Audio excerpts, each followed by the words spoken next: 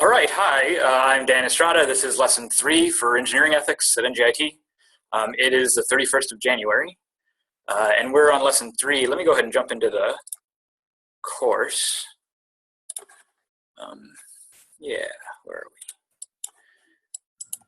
we? So we are on lesson 3. Remember these videos, this is the Hangout video where we're supposed to just have a conversation about today's, this week's lesson, maybe last week's lesson, talk about what's going on in the course. I've already posted the lesson 3 lecture, so you can watch the full lecture where I actually go a little bit deeper into the material. But these Hangouts are just supposed to be more light conversation with the people that show up. So before I go any further, does anyone have any questions about the assignments, the assignment schedule? I'm a little bit behind on the grading for lesson 3. I've graded some, for lesson 2, I've graded some of the assignments, but not all of them. So I'm catching up. They should be done by tomorrow evening. And in general, I'd ask you to give me a week to grade assignments before you start complaining about the grades. I just have a lot of classes, and it's a lot of work to do. So Emron asks in the chat, do you need an author for Wikipedia resources? Good question. You don't need an author for Wikipedia resources. In fact, if you refer to Wikipedia, all you really need to do is put the link at the bottom of your page, right? So if you cite some statistic in the body of your text, put a citation, maybe just the number 1 at the bottom of your thing, have 1 and then a link to the Wikipedia. You don't need to do a full citation, just the link is fine. Amaka asks, do you leave notes after grading to know what we did wrong? Good question. No, I don't. The idea is that the feedback that you get on the grades is the rating that you get. So underneath your post, you will see a rating, and the ratings for posts are out of 50 points. So a 40 out of 50 is 80%. 45 out of 50 is 90%. And the idea is that to figure out what that number means, if you go into the syllabus, at the very end of the syllabus, I have my grading rubric. So the rubric says how I grade the posts.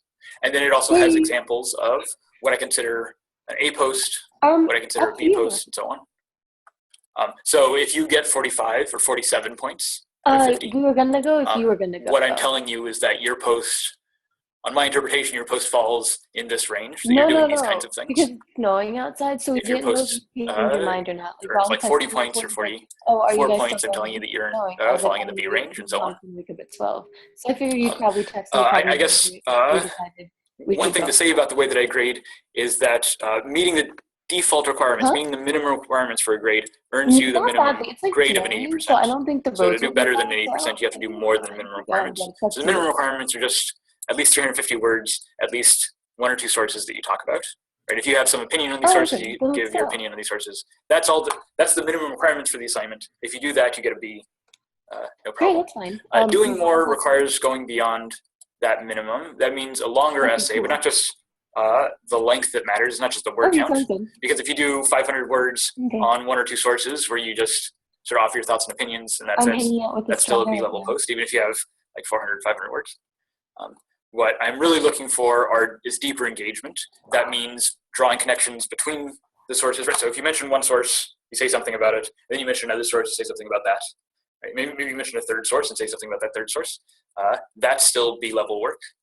A-level work is looking for the themes that tie these sources together, and commentary not just about the sources themselves, but about the themes that underlie the lesson.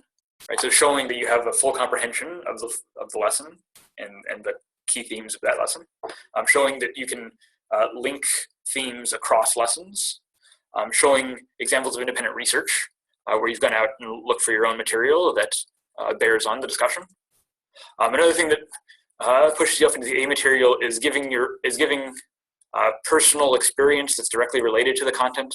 So if you have job experience where you've had to whistle blow, for instance, other work anecdotes that might be relevant to the particular conversation we have, things that you can share about your own perspective, not just opinions that you have, but experiences, things that would help your fellow students think through this material. Okay. Is my mic muted? Oops. No, my mic's okay. Let me go back into the, was there a question? Neha had her mic on. I didn't actually hear it. I believe I have the settings so that it mutes all players on entry. So I think that's okay. That's okay. Thank you. Are there any more questions or comments about the assignments, the assignment schedule? Anything coming up in the next part of the course? I guess one thing I should mention.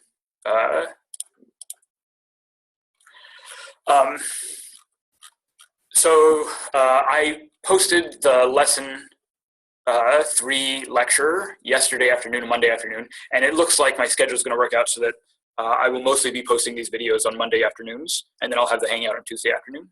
And what that means is that you can't count on the attendance credit being correct until I do the lecture. So sometimes the Prezi has the word in it, and people have signed on to those. The Prezi for lesson 3 is the correct secret word. So if you look at that Prezi, you should be able to get the right attendance credit.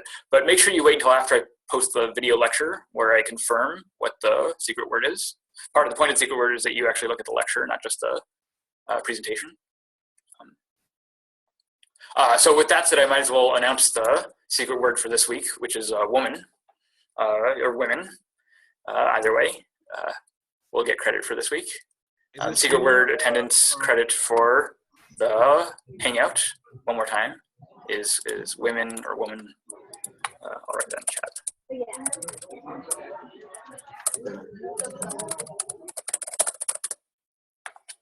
Yes.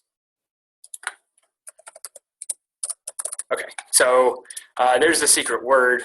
And I guess the reason for the secret word is because this was one of the topics we had last week. A lot of discussion on the forums last week. Let me actually set my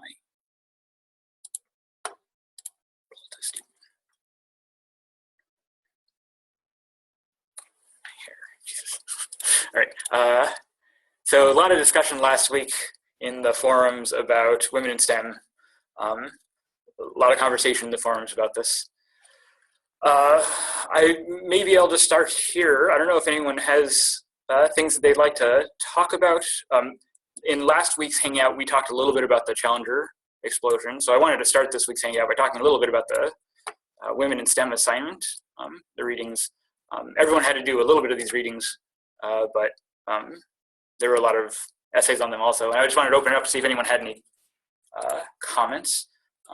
Maybe while I'm waiting for people to gather their thoughts about the comments, I'll come over here and point to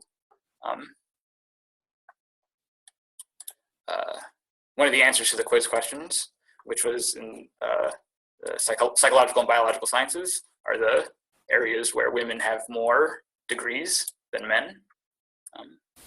So I think the quiz question was which two majors have more women than men. So that was answered in this Why So Few article. If we scroll down here.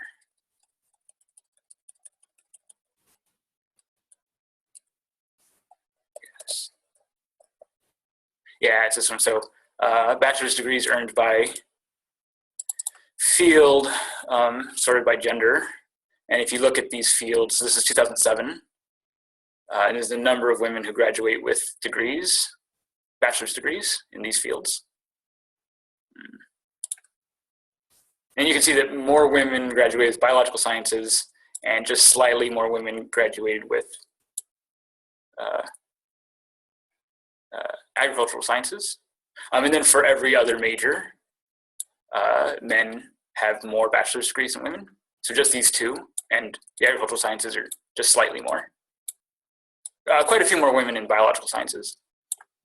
But things like computer science and all the engineering fields, all the STEM fields, are dramatically weighted in favor of men. So I know I got some questions concerned with where to find that answer. So that was in one of those required readings.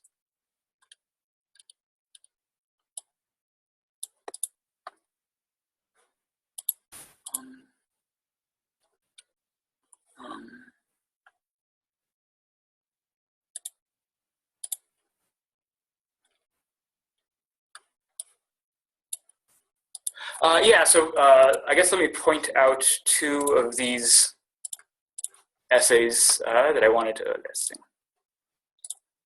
maybe look at in class. Let me make sure I'm a student, yeah.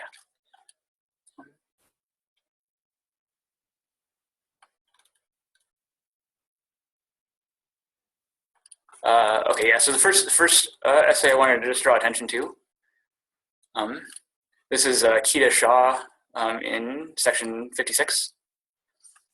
Her last paragraph here, she says, I know that getting a degree in engineering field is not easy, especially when I'm mostly surrounded by men in the majority of courses. However, my classmates have always helped me out with my doubts when I'm not clear. They never discriminate between men and women, even though I've opted for computer science or computer engineering as my major. This proves that not every man has the same mentality for women, that they cannot pursue the degree in STEM majors. If a woman is determined, she can accomplish her goal, regardless of the unfavorable circumstances she will face to achieve them. I like this statement, and I hear it echoed quite often among women in the courses in this unit.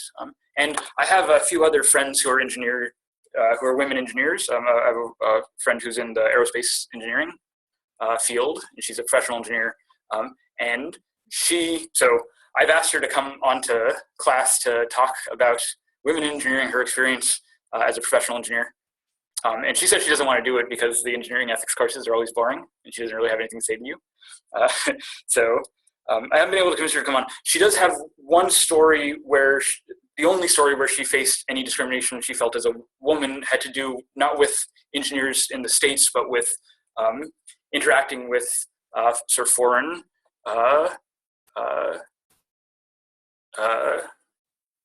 foreign companies that have different practices, different standards with respect to women. So she told me, I think it was Saudi Arabia. She was meeting with some clients in maybe Saudi Arabia, and the clients went around shaking the hands of all the engineers, but they refused to shake her hand because she was an engineer, but she was a woman, and they didn't shake her hand. They sort of didn't acknowledge that she was there. And my friend was very sort of put off by this. It was the first time that she'd ever faced that kind of discrimination. And I asked her on to talk about it for the class, and she says that was the only time that it happened, and it's really not common, and that most of her experiences as a professional engineer were just the kind of experiences you would expect from going to engineering school. And I think maybe Kita here has given a description of what's that like, where most people are supportive and helpful. It's a challenge because not everyone is like you, but if you're determined enough, you can work through it. I think part of the point of this discussion of STEM, women in STEM, is not to say that women can't do it. Of course they can do it. It's just to point out that, in fact, the challenge is a lot higher, and you have to be more determined. You might think it's somewhat easier for a man who's less determined to slip through the system than it is for the woman. Yeah, so the attendance quiz for this, Ruben just said the attendance quiz for this week, you put in the word of safety and you got it wrong. So there's two different attendance quizzes, remember. There's the lecture quiz and there's the Hangout quiz. The answer for the Hangout is not safety.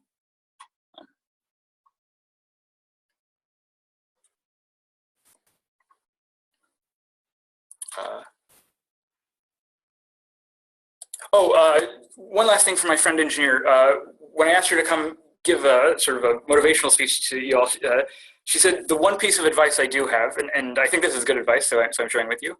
She says, one piece of advice I do have is to not be the worst. You don't have to be the best, or you don't have to be the most determined person.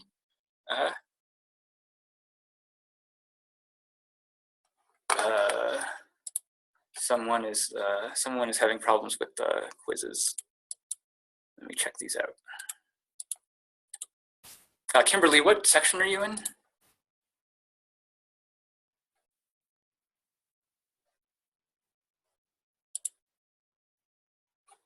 For the lesson 2, are we talking about the lesson 2 attendance quiz or the lesson 3 attendance quiz?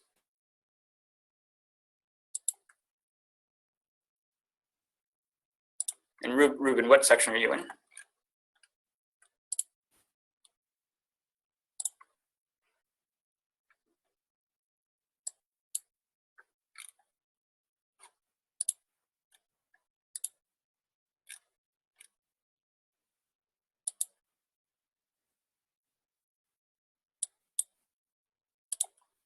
54.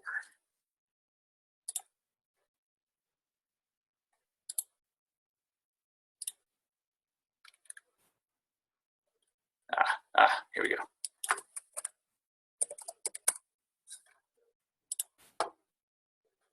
Yep.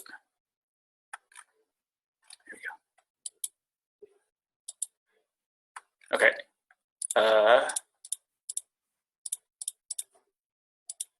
I've just deleted everyone's attempt. Take the quiz over. Okay, so that's 54. Let me make sure 56 is okay also, and then we'll get back to the lesson. So I just deleted everyone's quiz in section 54. So you should be able to take the quiz again. I also corrected the quiz question to make sure it was correct.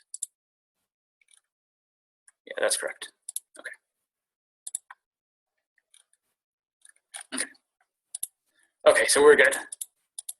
Yeah, so one more time with the advice from my friend is to not be the worst. You don't have to be the best. Being the best is hard. And in competitive fields, there's a lot of people who are really good, all struggling to be the best. But my friend says, you don't have to be the best. You just don't have to. You have to not be the worst, right? The worst is the one that gets fired, right? The worst is the one that everyone complains about. As long as you're not the worst, and it's not hard to be not the worst, right? Just do better than the worst, which should be hard because they're the worst. The analogy I had, this makes me think of, is when I'm driving on the freeway. There's the speed limit, and maybe you go a little bit over the speed limit. But the really important thing is that you're not driving faster than everyone else, because it's the fastest person on the road that would get pulled over.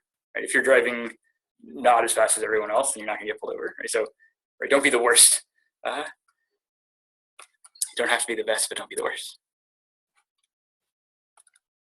Okay, so I said some things. Let me go ahead and turn it back over to the class to see if anyone else has anything to say. It would be nice if someone else could contribute some of the discussion.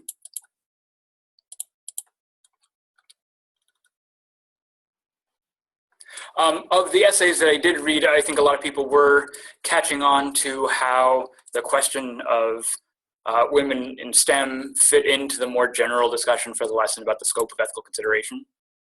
I think the management hat versus engineering hat is like as clear a picture as you can make of that distinction of the issue of the scope of consideration. But the women in STEM is sort of a live case where it matters, and it's the kind of case that all of you can see already in your majors, even before you enter the field.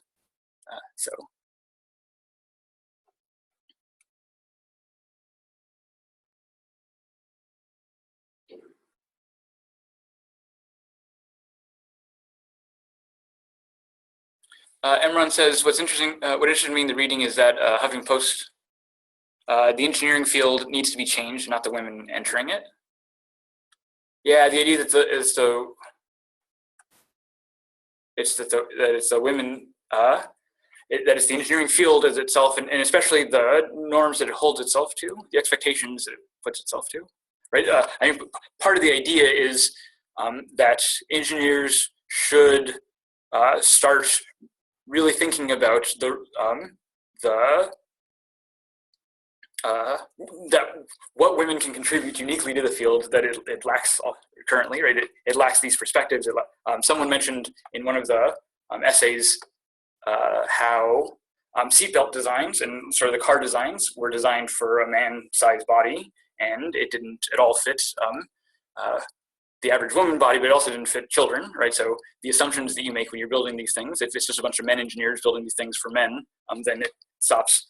It doesn't work for the general population. And remember, men are only half the population, right? So the idea is that when you have more perspectives on an issue, contributing to an issue, then you are representing a bigger swath of the population, and you have better results. So part of the point of driving this issue home in this class is to get all the engineers who are coming through this class to be thinking about the importance of women engineering, the importance of representing these perspectives in the practice of engineering, and how that might change it, right? So hopefully you come out of this course a little more friendly to the idea than you might otherwise be. not just friendly to the idea, but sympathetic to the idea that that it takes a deliberate effort to counteract some of these social stigmas.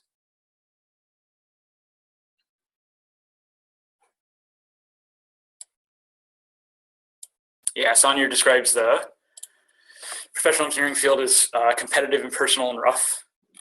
Not only is it competitive, personal, and rough, but that there's this culture within engineering that assumes that what's required to meet the challenge of engineering are these sort of masculine traits. Yeah, these sort of masculine traits of being aggressive, being strong. So where are the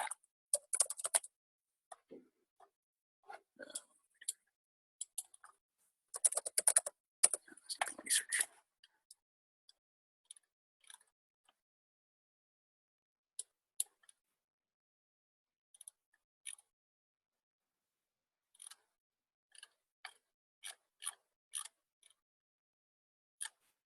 Yeah. Right. So, So if the standard in the field is that you have to be a certain way in order to meet the challenges of the field, if it's challenging in a particular way and you need to have certain properties, you need to be masculine, you need to be competitive, and at the same time, there's these demands that engineering culture thinks is required of engineers on the one hand, and on the other hand, there's these stereotypes that we think apply to women. On the other hand, that they shouldn't be aggressive, that they should be meek or not strong, right? All of these things. Feminine is supposed to be the opposite of masculine, and if you need to be masculine in engineering, then if someone's feminine, then they don't have a place in engineering, right? This is how the logic goes, right? And so the challenge here is to challenge the stereotypes on all fronts. So on the one hand, that engineering requires a certain kind of rough, aggressive, masculine approach, because it doesn't, right? That's not true of engineering itself, but understanding that and working through that cultural perspective, it's hard even for the discipline.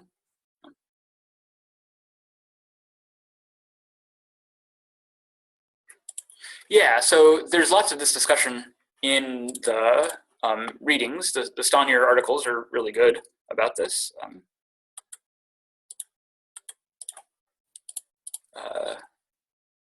So the second article, I think the second article is one where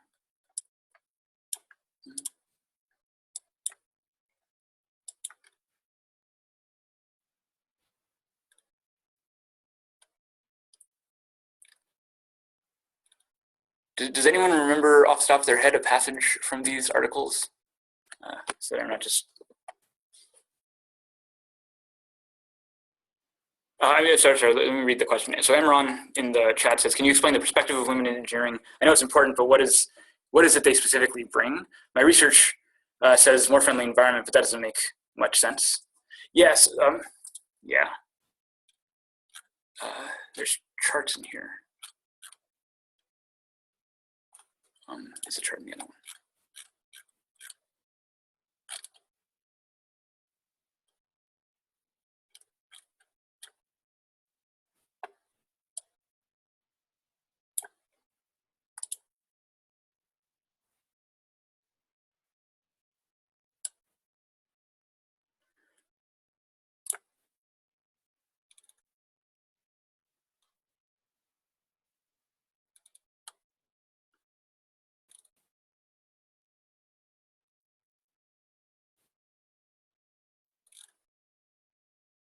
No, that's not what I want. I want the other one.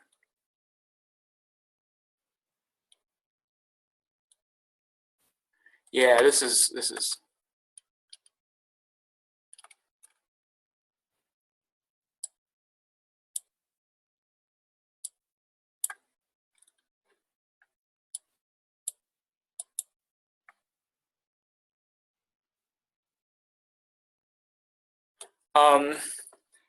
I mean, there's a lot of aspects to the reading. So there's this research just about how few women are in STEM and trying to explain why so few.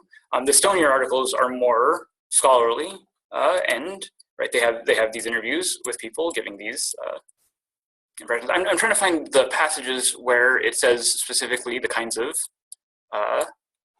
where it makes these claims about competitive masculine fields in engineering and how that's not, how that doesn't fit what we expect with the cultural expectations for women, and how these two mismatch in a way that results in women not entering engineering fields. Actually, there's all these quotes in this article about how women feel left out, right? So the way that guys joke, and we saw this during the election season, right? The locker room stuff, and how that pushes women out of the field. But Emron's question isn't about why are women pushed out of the field. Emron is asking what particular perspective do women bring to the field that would help. And this is a good question. I know this is answered in these articles, and I'm trying to find where, but I also would appreciate someone else jumping in and trying to answer these questions as well. So we can start a little bit of a discussion. Yeah, no, the question isn't sexism. The question really is what specific perspective can women bring to the field? And again, this question is supposed to be along the same lines as what perspective do managers bring to the field compared to the engineers, right? Engineers have a particular viewpoint. They have particular concerns that matter to them. And the managers have different concerns, right? And so when you're looking at it from the perspective of a manager, you see different things, you see different problems, you make different decisions than when you see it as an engineer. And the same kind of claim is being made for women in the workplace. Being a woman is maybe a more central part of your identity, maybe. But the idea is that it brings a particular perspective. It gives you different kinds of concerns that might not be there otherwise. So the standard example of this, which I already mentioned, was the size of car seats, right? So when cars were first being designed, and the size of the seats, the position of the pedals, how far the pedals are from the seats. These were all being designed originally with a normal-sized man in mind. And women, just their body shapes are smaller than men. And so having the seat pedals at a particular position might have made it hard for a lot of women to drive those cars. Right? And the idea is that if the designers are only male, then they might not stop to think about what other perspectives might need to use these pedals and how to design this to fit a broader set of concerns, right? Because if all the engineers have this very narrow set of concerns, you're not going to be considering these other perspectives. So the point of bringing women into the engineering discipline is to bring these perspectives into the task of engineering itself, right? So if there was a woman there that said, hey, my feet can't reach those pedals, then maybe the engineers would have stopped and redesigned things to fit all the perspectives.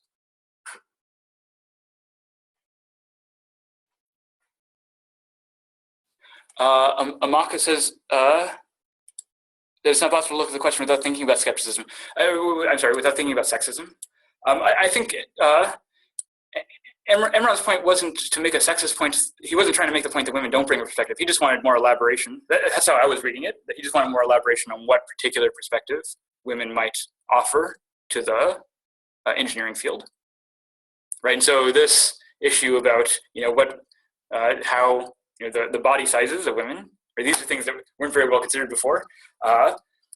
Even worse than women in terms of engineering consideration is children. Children get very little engineering consideration. Car seats, they weren't a thing before the 80s. And kids in cars were always very susceptible to lots of kind of damages. If you're morbid at all, you can go read all the crash test data that they have on infant size persons.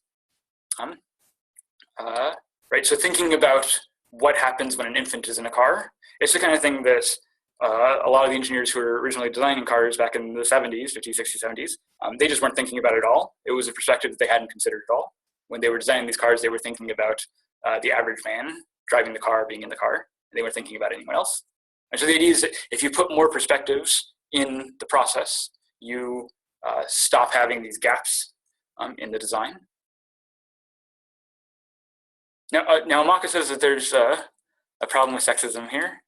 I don't know if Amaka wants to elaborate on that at all.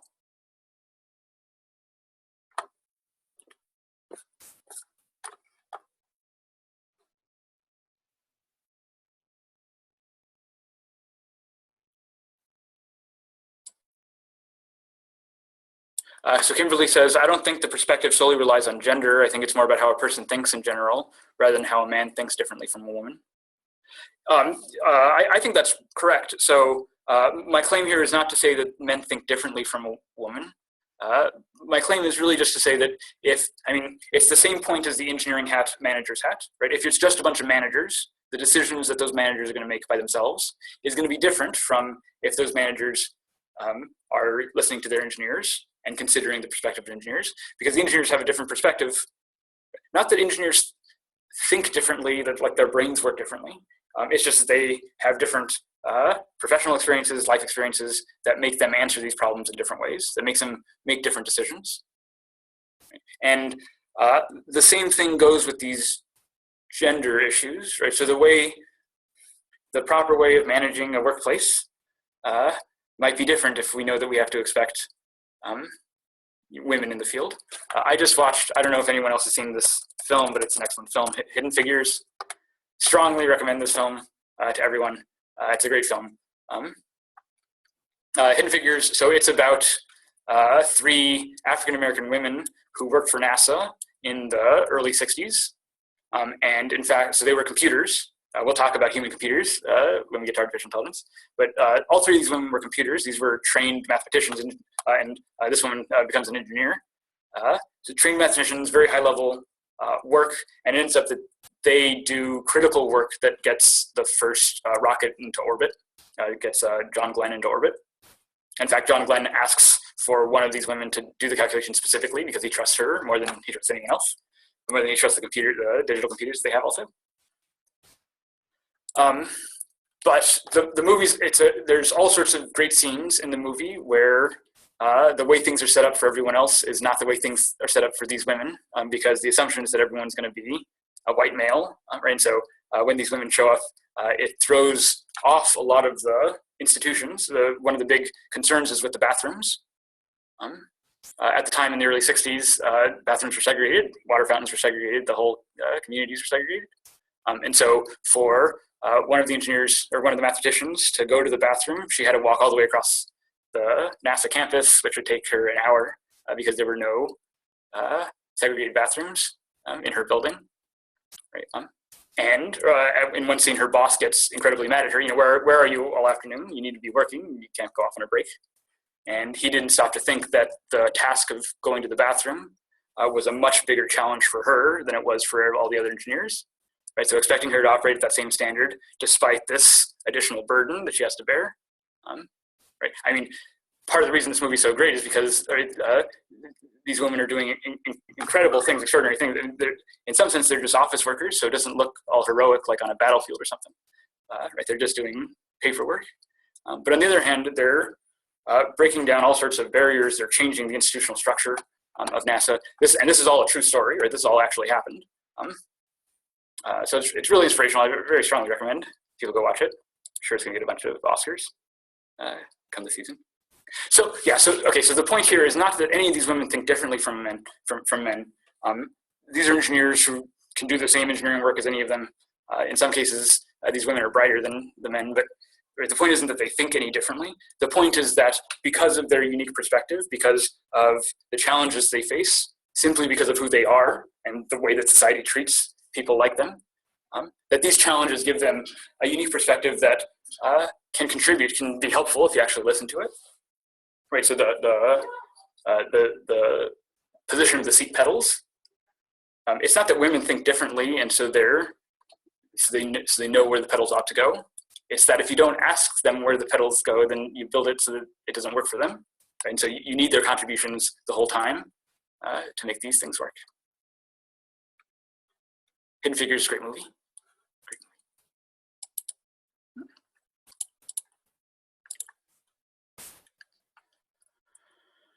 There's also the David Foster Wallace speech online. It's also supposed to be getting us to think about these issues of scope of ethical consideration. Right? All of these readings, all of these discussions are supposed to fall under this general topic of scope of ethical consideration. David Foster Wallace isn't talking about things like race and gender. He's talking about, what he's really talking about is selfishness versus the willingness to listen to others and to respect others. David Foster says it's really easy to just close yourself off in your own worldview and think that everything that matters is just what matters to you. And he says, but really getting on in life requires not just thinking about yourself, but controlling what to think and directing it into things that you ought to be thinking about. And sometimes that's not just yourself. In fact, sometimes thinking only about yourself might make you more miserable than if you can step outside of your own perspective. So that's sort of what I'm trying to do with the Women in STEM readings, is to encourage people to step outside their perspective a little bit and consider why alternative perspectives matter. Part of the structure of this course is designed to get all of your perspectives to interact with each other. So these are like formal ways of encouraging that same thing. We've been talking for about half an hour or so. Does anyone have any other questions or comments on the lesson 2 readings? Some of these questions, some of the comments in chat have been very good. It's always nice to have someone come on the video and microphone to say something, so people don't just have to listen to my voice. But please keep having these conversations. Your replies are due tonight at midnight, so make sure you do that. Let me just spend the next like 10, 15 minutes introducing you to lesson 3 if you haven't watched the lecture already. Yeah, Axels, you have a general question, you don't want to interrupt the lesson. Please ask your question.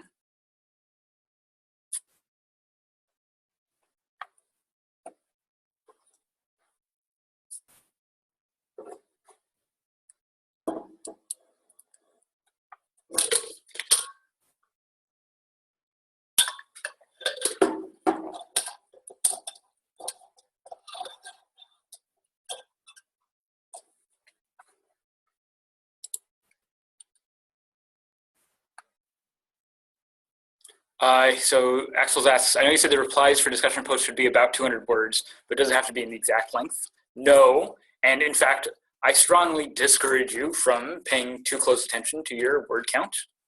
The point isn't how many words. I give a word count to give you a sense of the length that I am looking for, but what you should really be thinking about is what comments do you want to leave on the post itself. If you go into the rubric, in the syllabus, I have a rubric. The rubric is basically the same as the posting rubric. In other words, I'm looking for depth of engagement, connections across sources, and so on. Superficial reactions, knee-jerk reactions, cliched reactions, all end up losing points from the default. So I have this little rubric for replies. So replies, 13 to 15 points, 200 plus words, critical engagement, evidence, critical listening. If it's light engagement, if you're not really saying a whole lot, if you're under the word count significantly, you might get fewer points.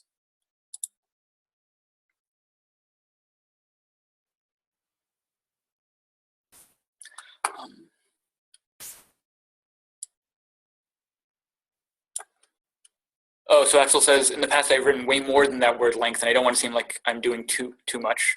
I just like to get into the conversation. If you go over the word length, that's fine. I'd rather you get into the conversation and actually hash it out. The word counts that I'm giving are really minimum word counts designed to tell you, do at least this much work. If you do over that work, that's fine.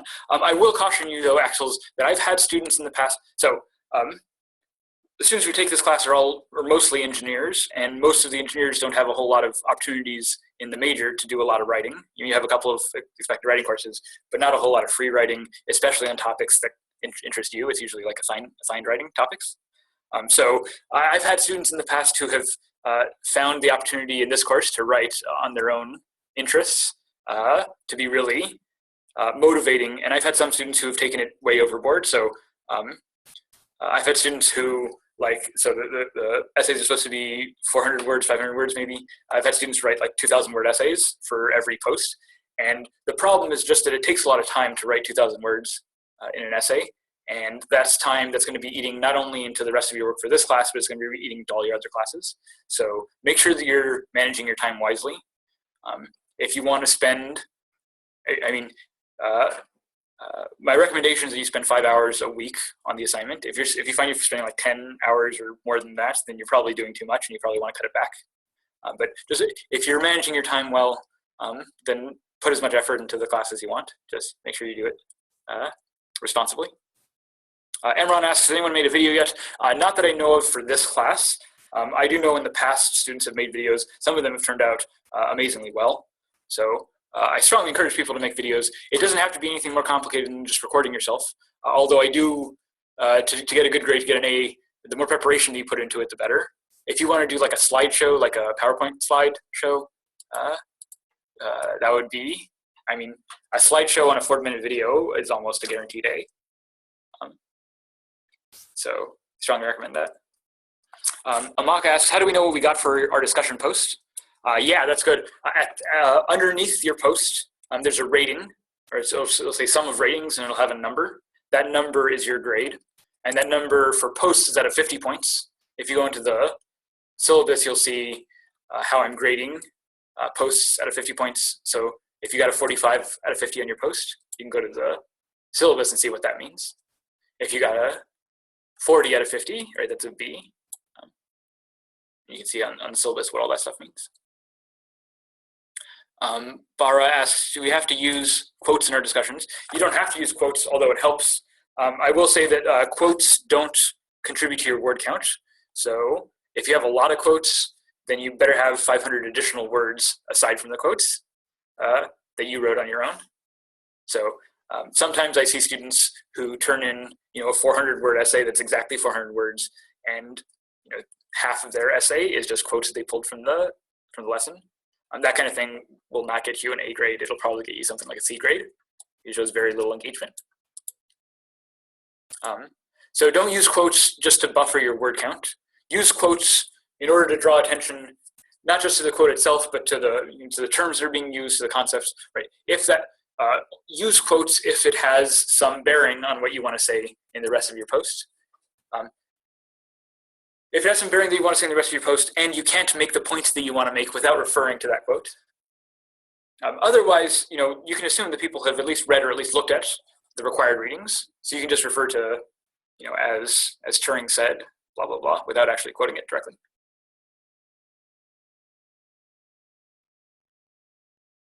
Can we make a video post for every discussion? Absolutely. The videos are only for the essays, so you can't make a video for a reply. But you can make a video for lesson 3 and 4 and 5 and 6 and so on. Yeah. Amaka asks, is it too late to post discussion 1, or can we can the extra credit make up for it? So lesson 1 was due on the 13th.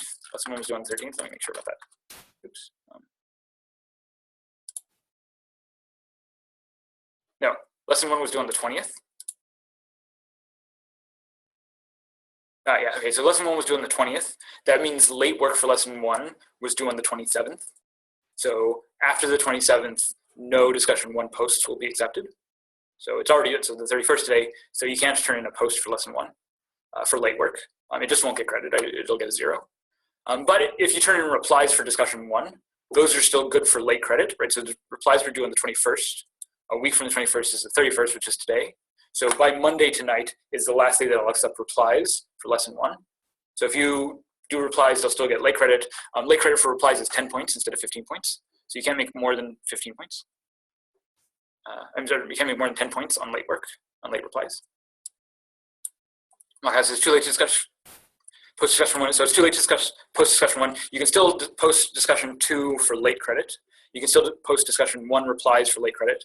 And discussion 2 replies are still due for full credit tonight. Then can extra credit work make up for it? Yeah. So there's lots of extra credit work. Remember, the attendance for the online section and the lecture are both extra credit. So all the points you make for those, you can't lose points from that. It can't hurt your grade from not attending those. It can only help your grade. And I think for 5 points per lesson, there's 15 lessons. That's up to 75 points on just extra credit attendance. There's also 2 essays. The essays are worth 20 points each. So that's another 40 points. So you have like 130 points. That's more than a single lesson. That's almost as much as 2 lessons worth of extra credit that you can use to make up your grade. Again, this is why I feel okay about grading the assignments rather harshly sort of pushing you towards a B grade in the assignments, because you can do extra credit and turn that into an A without too much trouble. Do we need citations of any kind for required readings? You don't know. If it's a required reading, you just need to refer to the source. Right? So Stonier says, and that's enough. Right? Because it's in the required readings, when you say Stonier, I know who you're talking about. In this case, I mean, there's two articles. You might want to refer to which article you're talking about, but you can refer to the author's name. When David Foster Waller says, and this is water, and you don't even have to put a quote, you don't have to put a full citation.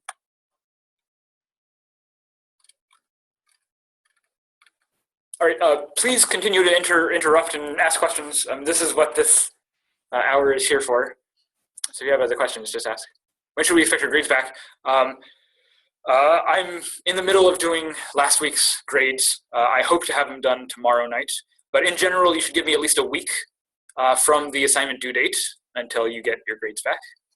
I have 3 of these classes. The classes each have 60 people in them, so that's 180 people to grade. So it's a lot of grading. So if you give me at least a week, if it's been over a week and you haven't gotten a grade, then start bugging me. More than 2 weeks, so my personal view is 1 week is normal. More than 2 weeks is unacceptable. So if it's been over a week, start bugging me. If it's over 2 weeks, start seriously complaining.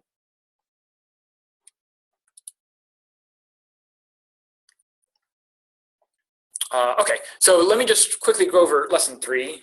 Just introduce it so you can get started on the lessons. You can jump into the lecture. So lesson 3 is mostly about consequentialism, about thinking about the consequences of our actions. But the thing I wanted to focus on for this hangout was the Pinto. So this is the first week we talk about the Pinto, and we'll be talking about the Pinto for the next 3 weeks. So this week we're just introducing the case, talking about some of the facts of the case, and thinking about consequentialism from the perspective of this case. Next week, you know, I didn't really do this very well on the first lesson. I should have gone over the syllabus schedule a little bit more. But I do this in the lecture. Actually, let me do it in the syllabus. So here's the schedule of readings. We've already gone through lesson 1, lesson 2, scope of consideration. So lesson 3 is when we introduce the Pinto. In lesson 4, we're going to be reading this article from Dennis Joya. Dennis Joya writes this article, Pinto Fires and Personal Ethics. Dennis Joya was the field recall coordinator for Ford during the Pinto scandal. He was the person at Ford who, if they were going to issue a recall, he was the guy who would initiate that. So he was responsible for doing a recall at Ford. He knew about the problems with the Pinto, but he made the decision not to issue a recall. This is a very controversial decision. This is the stuff of engineering ethics legend. And so in this article, Dennis Joya explains what he did, why he made that choice.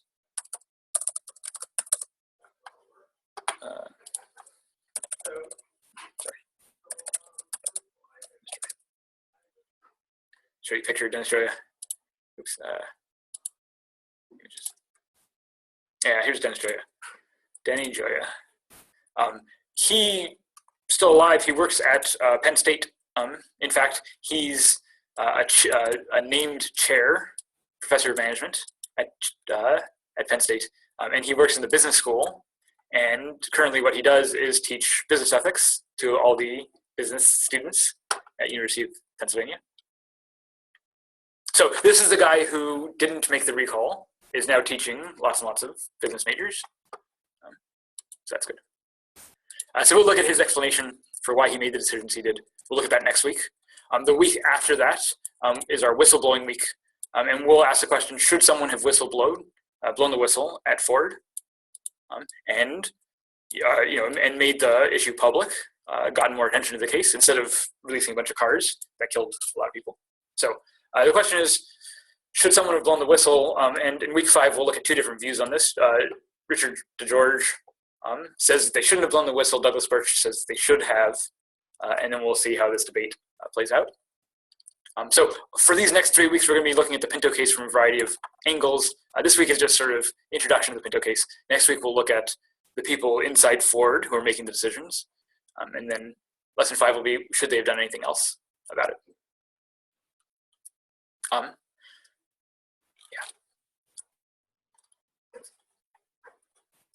So this week, Dennis Troya and the Ford Pinto. Let me go ahead and just show you some things about the Pinto. So this video sort of gives you the whole case study and talks about the issue.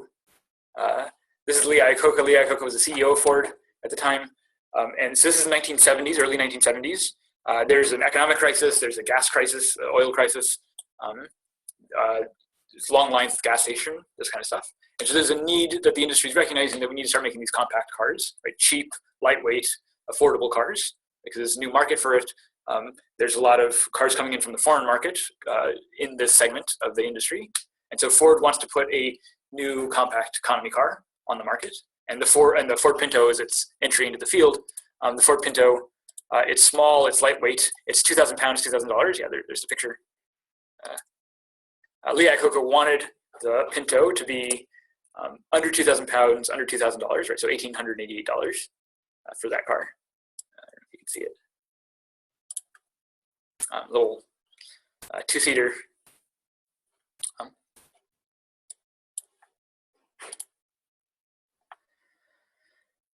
So under 2,000 pounds, under $2,000, and there's a big push to get this within spec.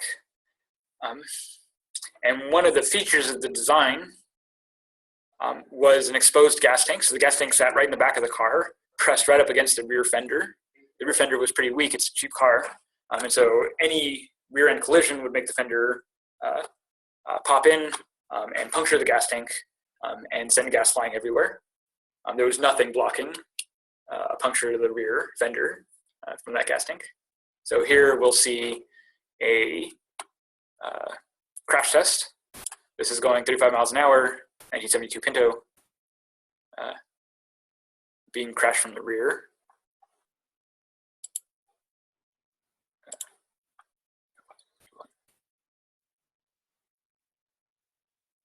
So you know those old movies from like the 70s where cars would go over a cliff and explode into a big fireball? Well, it's because that really happened in the 70s. Cars really actually exploded in fireballs.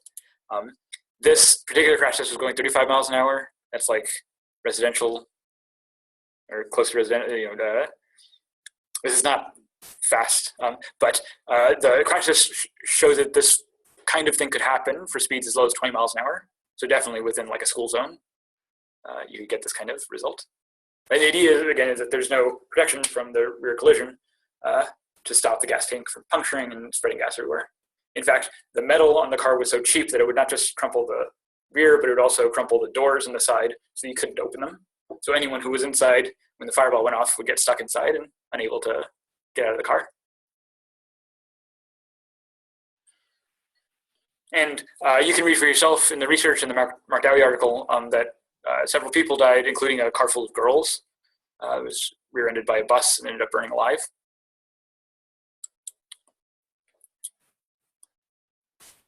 Now, the thing about this is that Ford knew about this problem. In fact, not only did Ford know about the problem, but Ford had a patent for a metal shield that you could put right on the back of the Pinto so that this wouldn't happen. Right? If you put a shield in the back of the gas tank, then when the rear fender collapses, it doesn't actually puncture the gas tank, and the thing doesn't kill anyone.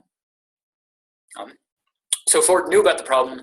They had the part to replace it. They had the patent to replace it. It would have been a fairly simple job to replace it, but they didn't. And there's lots of reasons to talk about why they didn't, but it all really comes down to this cost-benefit calculation. So this is from Mark Dowie's article, which is shared on the Moodle.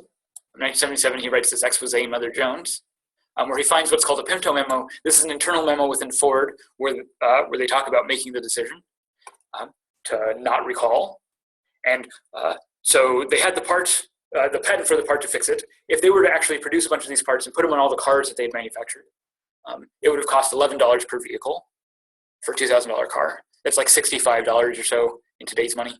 It's like a less than $100 part to fix all these cars and make sure that they don't explode when hit from the rear at 30 miles an hour. By the time they were trying to make this decision, they already had 12.5 million cars produced. So $11 per vehicle on all these cars, you end up something like $137 million, $140 million. It's a big cost. Part of the challenge here is that all these vehicles have already been produced, and so you have to go back and fix them all. And so it's a big cost. The alternative that Ford was thinking about and actually ended up deciding was to not do anything about the cars, let them crash and explode. Instead of trying to prevent the crashes, instead we just let the cars explode and then deal with the penalties that we would face in court. So Ford estimated that maybe about 180 people would die from these explosions, and it would cost about $200,000 to pay off the families of the victims in court, in a court settlement. Right, so $200,000 for 180 projected deaths, maybe another 180 just burn victims, and they would get a little bit less money. For about 2,100 cars that burn, that's how much it would cost to recompensate for those cars. That calculation ends up being about $50 million. So $50 million is almost a third of $140 million. So from Ford's perspective, it's just more cost effective to not repair the vehicles and then pay off the families of the victims in court. And that's what Ford decided to do. Right? Ford decided on the basis of this cost benefit analysis to not repair the Pinto. Let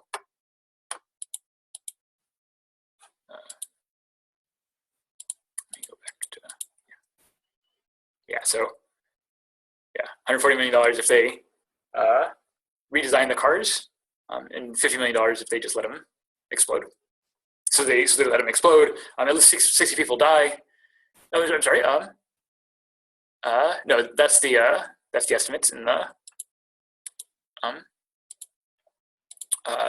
decision-making process. Okay.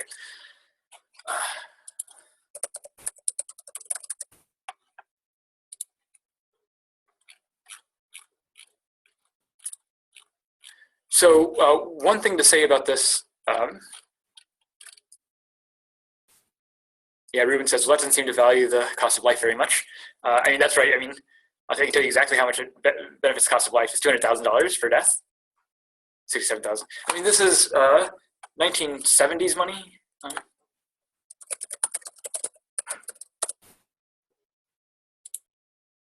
So $200,000 in 1977, which is when the Mark Dowie article was published. So $200,000 is $792,000. So it's almost $1 million, almost $800,000, almost $1 million per life. If a business today is found criminally negligent in such a way that ends someone's life, they usually get paid more than, or the families usually get paid more than $1 million. It's usually something like $20 million. So this is still pretty cheap. In fact, this is really important to mention. The Pinto lawsuits as a result of these fires was the first time in US history that a corporation had been brought up on charges of manslaughter, of killing a human life. Prior to this, the only people that had ever been charged with manslaughter are people who kill people. But the Pinto case was the first time that Ford, that any company at all, any corporation at all, had been charged of a charge of manslaughter, charge of murder. I think reckless endangerment or something. And it turns out that Ford beat the charges, so they weren't convicted. They weren't found to be recklessly endangering people's lives. And you'll need to read the details. We'll talk about this more next week, but you should read the details about why that is. This wasn't the first time. It was the first time that a corporation had been charged with manslaughter. It wasn't the last time, and since then, corporations have successfully been charged with manslaughter. In particular, Deepwater Horizon, which we'll talk about in a few weeks, has been successfully convicted of reckless endangerment and killing people's lives. Right, and the payouts for that are fairly big. Ford did not think the payouts for people dying in these car crashes would be very big. In fact, they thought it would only be about $200,000. But this number wasn't, Ford didn't just make up this number. In fact, this number was made up by the US government, which has to set actuarial tables for insurance purposes. So the US government had a policy already standing to calculate the cost of a human life for insurance purposes as $200,000. And so Ford took that number and used it in its own calculations to determine the cost of paying people off. Now, part of what happens with this is that when Ford actually gets brought up on charges, not the criminal charges, but the civil lawsuits end up being for a lot more than Ford expected. Ford expected to pay $200,000, and they ended up in the civil suits paying out in the millions of dollars. So way more than they expected. In fact, it's because Ford lowballed the estimate in these calculations that the trials ended up being a lot more severe to punish them for this sort of bad decision. But this stuff is not at all straightforward, and somewhat controversial. So Ford beat the criminal conviction, was not considered criminally negligent for causing these people's deaths. Yeah, this is the Grimshaw versus Ford Motor. Oh, I'm sorry, no, this is the personal injury. This is not the criminal case. So in the personal injury case, the plaintiffs were originally awarded $127 million. They ended up actually only paying out a fraction of that. I think something like $5 million. Yeah, 3.5. Oh, no. I'm going to let you look up the actual results of these charges. Yeah, I mean, they wanted to charge Ford a whole lot of money, and Ford ended up using its lawyers to get out of a lot of this cost. And for that reason, a lot of people think that maybe Ford wasn't so guilty. Maybe the problems with the Ford Pinto case are somewhat overblown. I'll let you decide for that for yourself, looking over the literature. So I give this the video on the Pinto case. I give the wiki discussion of the Pinto case, and then there's also this Mother Jones article. So Mother Jones is an investigative journalism outfit, reputable journalism outfit. They've been operating for a long time, so Mark Dowie finds this Pinto memo and he publishes it back in 1977, and it's really this article that sets off all the lawsuits that follow. So read this article. It's a little piece of history. Think about how it makes Ford look. Think about what happens afterwards. Right? Do some research and figure out what happens afterwards. There's more things to talk about in this lesson. The trolley problem. I'm sure a lot of you will talk about the trolley problem in your essays. I also talk about big tobacco and charity work in the optional readings. And I talk about that in more detail in the lecture. But I just wanted to introduce you all to the Pinto case because we're going to be talking about this for a few weeks. Let me go back to the group. Does anyone have any questions or comments, thoughts that they'd like to share about Pinto case or anything related to it?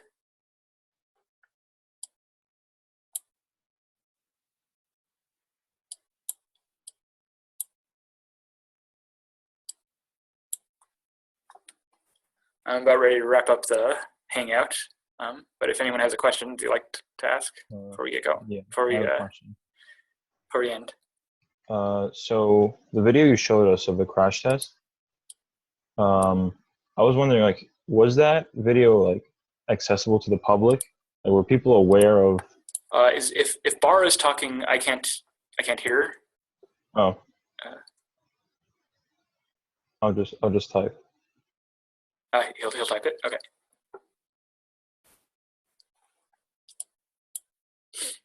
Let me go ahead and go back into.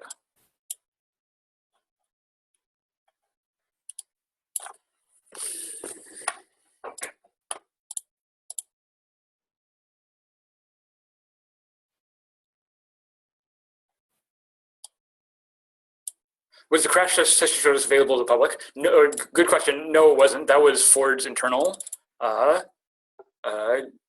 resources. I mean, those are the crash tests that Ford did internally. So one thing I didn't say, and I say this in the lecture, but it's worth mentioning, the usual process for designing and releasing a new car is that you design it, you build a prototype, or you build a bunch of prototypes, and then you test those prototypes thoroughly so that you know that it's safe, that you know that the car is going to work. And then once you have a well-tested model, then you take those parts and you produce them, mass production, industrial scale production. And so usually this whole process takes a year more, 36 months maybe, to go from initial design all the way to the point where you're actually producing on industrial scales. But the Pinto didn't do that process. Instead of going through all the testing and then going through industrial production, Lee Iacocca, the CEO, wanted this car out on the market now and wanted it out on the roads right now. And so he did the production and the testing in parallel. So here's the design, start producing the cars, and we'll do the testing on the side. And so what that means is that by the time the testing discovered these flaws the production was already they were already deep into production, and going back and fixing all the cards would have been very expensive, like we saw. So it was because they started producing before actually making sure the cards were safe that they ended up getting in this position in the first place. Once they had made the decision that they're just going to let those cards go, they didn't say anything more about it, and all these crash test videos didn't become public until the trials started going through, and it became more and more clear that, in fact, Ford actually knew that this was a safety concern and didn't do anything about it. This is why Ford lost the civil trials, even though it didn't lose the criminal trials. Right, so Ford corporate culture, right? The corporate culture of Ford, from the CEO down, didn't think that safety was enough of an issue, and ended up killing a lot of people in the process. Ford is still a major national company. I'm sure some of you own Ford cars, or drive Fords, or have driven in Fords. In fact, Ford is a respected company, right? People still respect Ford, but this is how the corporation has behaved in the past.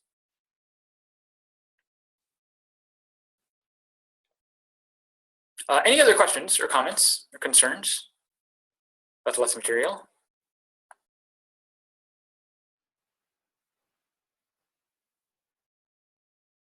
All right, then I'm going to go ahead and end the meeting. If you have any other questions, go ahead and leave them in the open thread, or come next week ready to ask them. Thanks everyone for the conversation in chat. A lot of stuff to talk about. All right, I'll go ahead and post this up online as soon as it's encoded, and I'll see you all next week.